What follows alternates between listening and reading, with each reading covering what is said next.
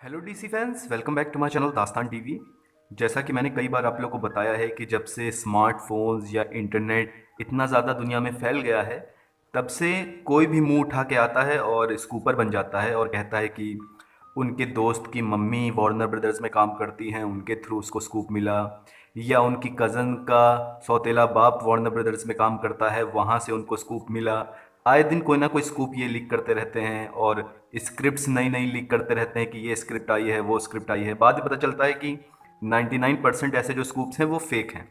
तो रिसेंटली एक scoop social media पे बहुत ज़्यादा वायरल हो रहा था, वो ये कि सुसाइड स्क्वाड का जो थर्ड पार्ट होगा वो दरअसल डेविड एयर का जो वर्जन था, पुराना वाला जो सुसाइड स्क्वाड हमारी फर्स्ट वाली थी, उसको फॉलो करेगा। जेम्स गन की द सुसाइड स्क्वाड को फॉलो नहीं करेगा।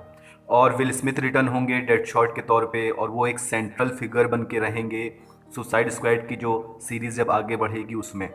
तो ये र्यूमर बहुत ज़्यादा सोशल मीडिया पे फैल रहा था, और मैंने जब पता किया कि इसका सोर्स क्या है तो पता चला इसके सोर्स हैं माइकी सेटन, जिनके बारे में मैं बता चुका हूँ कि सबसे घटिया स्कूपर्स में से एक है माइकी सेटन।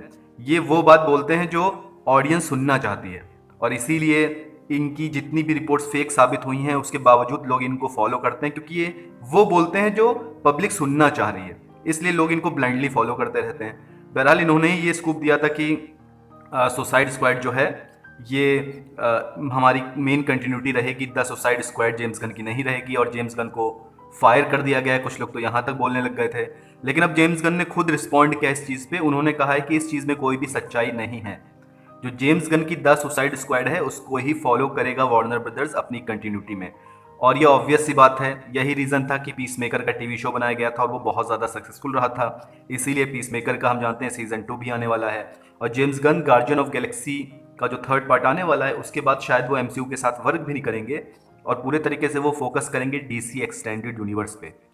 तो ये जो माइके सेटन का स्कूप था ये पूरे तरीके से हर बार की तरह फेक साबित हुआ है।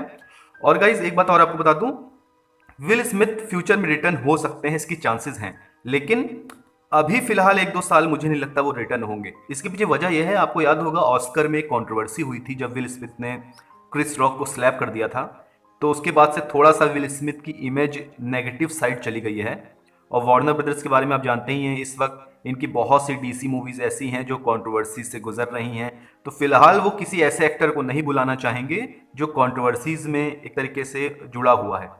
तो आई डोंट थिंक कि अभी फिलहाल विल स्मिथ डेड शॉट के तौर पर रिटर्न होंगे, लेकिन फिर भी अगर फ्यूचर में वो रिटर्न हो रहे हैं तो मुझे कोई प्रॉब्लम नहीं। आई थिंक डेड शॉट में का जो उन्होंने रोल किया था वो मुझे पसंद ही आया था।